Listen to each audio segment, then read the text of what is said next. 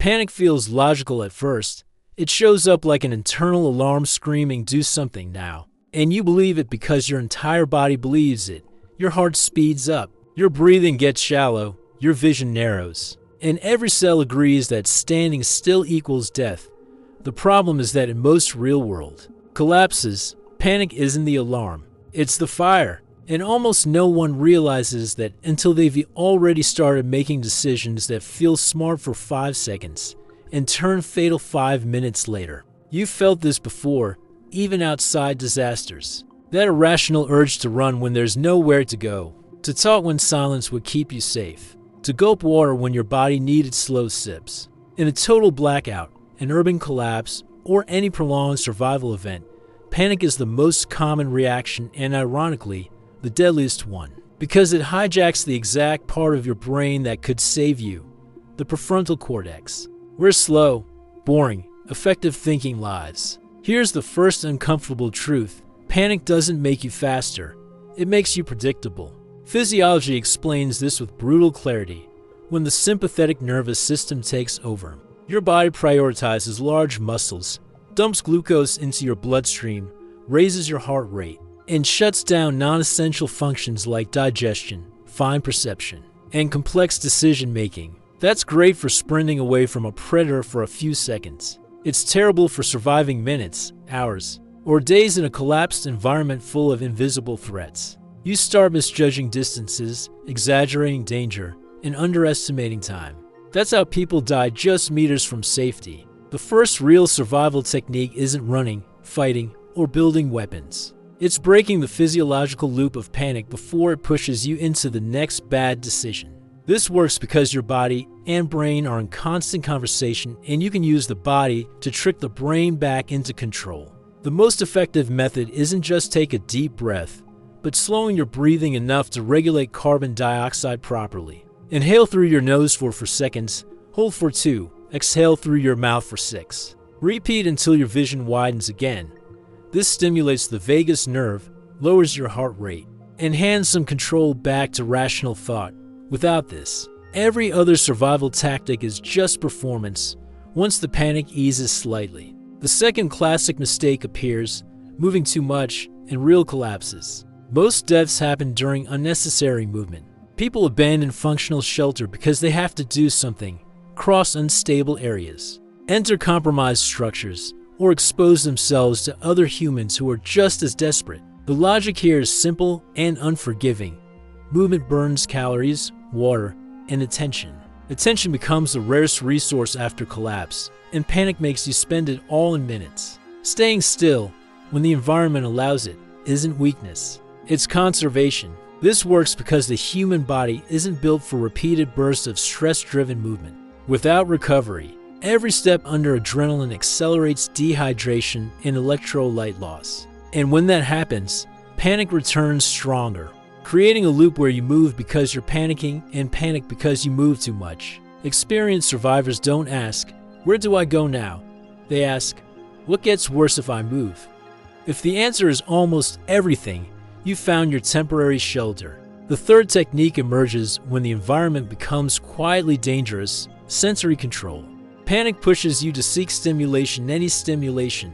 Noise, light, motion. That's exactly what exposes you and increases risk. Reducing stimuli isn't just about hiding from others. It's about stopping your brain from inventing threats that aren't there. Low light, minimal noise, slow and deliberate movement. This lowers sensory load and prevents cortisol from spiking again. It works because the brain interprets controlled environments as safer, even when they objectively aren't. Less perceived threat means less panic generated. Eventually hunger or thirst kicks in. And this is where panic kills quietly. People eat too fast, drink everything at once, burn resources as if they're sprinting toward a finish line. Biology doesn't forgive this. Drinking large amounts of water quickly, especially under stress, can dilute electrolytes and cause nausea, confusion, and weakness. Overeating under adrenaline diverts blood away from digestion, leading to fatigue and discomfort. The technique here is fragmentation: small amounts, long intervals, full attention to your body.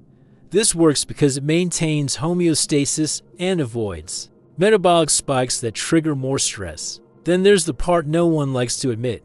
Panic is socially contagious.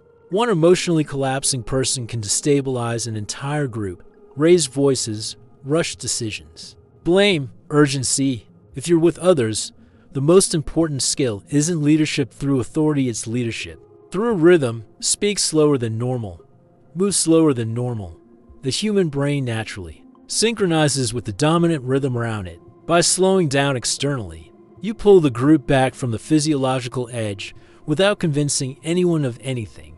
This works because the limbic system responds more to observed behavior than to words. As conditions worsen, cold, heat, lack of shelter, panic pushes people toward fast, wrong solutions. Entering unstable buildings, making fires without ventilation, getting wet with no way to dry. The technique here is thinking in gradients, not final solutions. You don't need to be safe. You need to be less vulnerable than you were 10 minutes ago. Blocking wind is better than trying to heat everything. Insulating the ground matters more than warming the air. This works because heat loss happens mainly through conduction and convection, not because the world feels cold.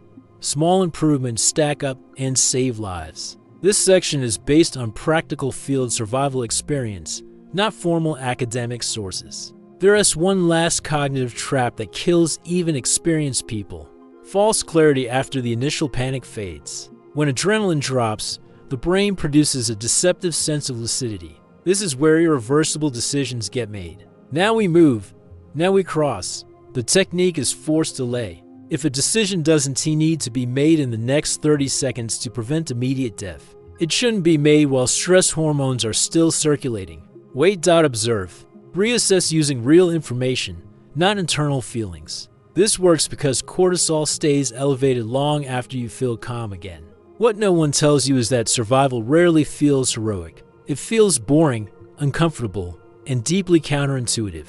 It feels like doing nothing while every instinct screams to act. Panic will always feel logical because it was designed for a simpler world with clear threats and quick endings. The post-collapse world isn't simple, isn't clear, and doesn't end quickly. In it, the real danger isn't the dark, the silence, or the waiting. It's the seductive sense of urgency that convinces you that any action is better than none. And here's the final truth, maybe the hardest one.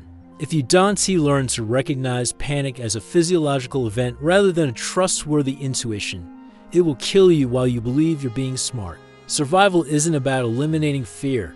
It's about not obeying it automatically, because in the end, panic doesn't attack you like an enemy, it convinces you to open the door yourself.